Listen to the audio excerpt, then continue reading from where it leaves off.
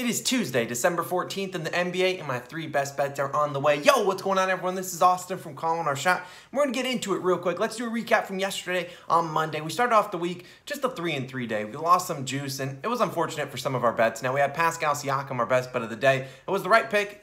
Just the Kings, they didn't show up. They didn't feel like playing yesterday. They got blown out, so Pascal does not see the floor in the fourth quarter. Same for Scotty Barnes. And our final loss, the Warriors, we had them winning by 4.5. Well, sorry, best we can do is 2 points, but we'll keep getting into it. Jason Tate cashes pretty easily. So did Lauri Markkanen, and so did the Nuggets, who tried to choke at the end, but they ended up clutching out for us. Then subscribe to the channel if you guys are new. You guys have been killing the subscribe button. We're almost at 16,000, less than 500 away. We appreciate you guys for all clicking that subscribe button. It's 100% free, and it helps us keep continuing to grow the channel, and that's exactly what we want to keep doing. Also, follow us on our social media links down below. But without further ado, let's get all into it. Now, we only have 3 games on today, and it's going to be a weird one. Now, one of the games was the Bulls game, but they decided they only want to play 3-on-3 today. The NBA said, no, we can't do 3-on-3. We need 5-on-5. They're like, no, we can't do it, as that game was postponed with a lot of people on the health and safety protocols list. So, only 3 games on today. We got 2 player props and 1 spread pick. We're going to get right into it. As always, if you guys want some exclusive sportsbook sign-up bonuses, click the first link in the description and check it out. Now, let's get into my best bet of the day. LaMarcus Aldridge, under 22.5 PRAs, minus 115 on Caesar Sportsbooks. Now, LaMarcus Aldridge, honestly, great for him. Great story. The last year he had to retire due to, I believe, a heart issue, and of course he got to come back this season, and that's awesome for him and his playing career. Now, he's emerged as the starting center for the Brooklyn Nets. Today they take on the Toronto Raptors in Brooklyn. So now Aldridge has replaced Blake Griffin, who used to start. He started the season as the starting center, but nope, they said, Blake Griffin, get to the bench, my friend. And he's down on the bench, and now Nicholas Claxton has returned. So it's a majority big men. It's normally LaMarcus Aldridge playing about 20 to 25 minutes. Same for Nicholas Claxton, and then Blake Griffin plays maybe 5 to 10 minutes, depending on the night. Now, today they take on the Raptors, and I really don't like this matchup for Aldridge, which is why we're targeting his under 22.5 PRAs. For starters, he's going to probably have to guard Chris Boucher, and when Chris Boucher is not on the floor, he's going to have to guard Pascal Siakam at the 5, and I don't see him on the floor in those scenarios. Now, Aldridge has gone under this line in 3 straight games with 21, 20, and 21 PRAs, and all of those were against very good matchups in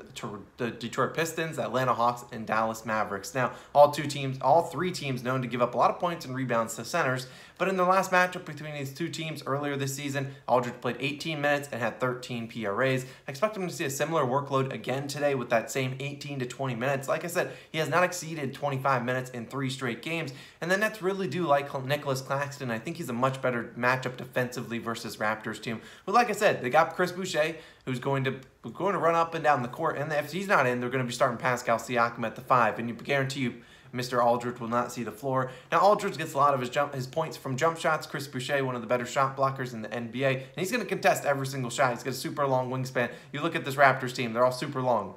Pause. But ultimately, we look at this, and I just don't like the matchup. Aldridge has gone under in 5 straight games versus the Raptors. I just don't see him playing too many minutes tonight, especially against this Raptors team, super fast. And yeah, their big men just don't match up with him. Now, the last kind of note, sharper books have this under at minus 150. So I'll take my chances. Best bet of the day, LaMarcus Aldridge, under 22.5 PRAs. Let's move into a spread pick. I'm taking the Warriors, minus 3.5 versus the Knicks, minus 110. Now, the Knicks are my team, but they've really not looked all too good this season, and neither really have the Warriors. Well, the Warriors over the past couple games, because they choked on covering for us yesterday, but I'm going to go back to them, because I think they can get this win outright now and cover those couple points. Now, today they take on the Knicks, who everyone really knows. We don't really know who the Knicks are playing today. RJ Barrett's guaranteed out. He will not be playing, but with their last game, they had to sit a bunch of guys just randomly against the Bucks just because of health and safety protocol. So no clue who's going to start. But moral of the story: when RJ Barrett's out, that means we get more Evan Fournier, and that's an auto loss in my book. Now, last year the Knicks were an absolute wagon against the spread, whether it be at home or especially in the first half. Well, so far this season, Vegas has come to take their money back. The Knicks are just 4-10 against the spread at home this season, and the Warriors have failed to cover 3 straight games, still 17-9-1, second best against the spread, second best in the NBA. But this is a close enough spread for me to feel confident in taking the Warriors here. Now, the Knicks offense has been a mess these days. They got Julius Randle, who's really only shot like 9 times the past 2 games, and then Tom Thibodeau.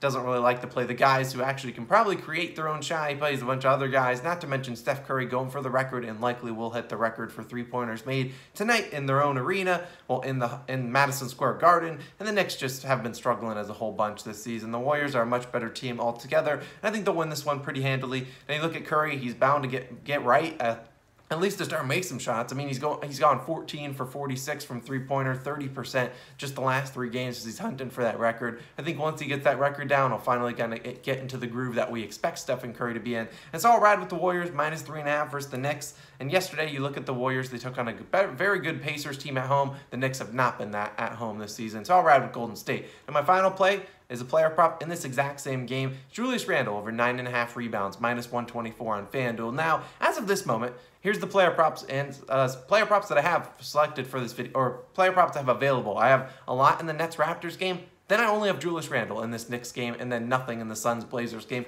But I do like what Randle brings to the table in this one, and so I'll ride with him, because Randle's really the only guy the Knicks have so far this season. Now, that is really the life in the NBA. There's so many people going in and off, health and safety protocols lists. But in the last 2 games, when they've really been banged up, Randle hit this over in both of them, 10 and 14 rebounds. And he's been up and down on the rebounding category. Sometimes he goes on a stretch where he hits like 10-plus rebounds in 4 or 5 straight games. And then he goes like with 7 to 8 rebounds for a couple games. I think we can hit this one here because ultimately it comes down to effort and how much energy Randle is going to bring to the table.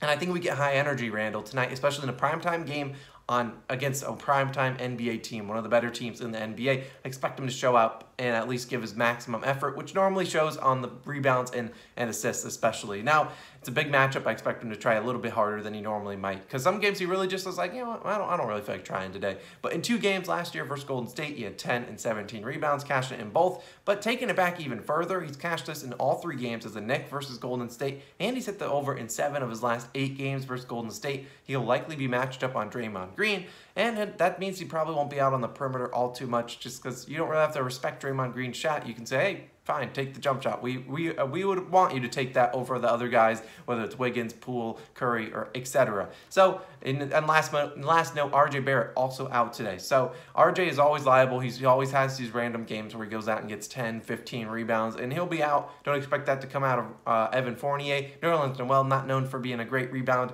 And overall, I think Mr. Julius Randle over 9.5 rebounds. I think he's got a good chance today. And so I'll ride with him. And like I said, this is a game I feel like we get maximum effort from Randle. And that's ultimately what you need to get if you're going to get Randle to hit this over. But over 9.5 rebounds, minus 124, I'll take my chances on it. No reason to bet a double-double, in my opinion. The double-double line was like minus 150. That seems ridiculous. I don't see him getting 10-plus assists. But if he does, I guarantee if he gets 10-plus assists, he will go for the triple-double. So we'll be riding with Randle today. I appreciate you guys for tuning in. Like I said, almost at 16,000 subscribers. We can't do it without you guys' love and support, so we appreciate it. Like I said, if you want to click those exclusive sportsbook sign-up bonuses, definitely check the first link in the description. But we're grinding closer and closer to 16,000 subscribers. I appreciate you guys for tuning in.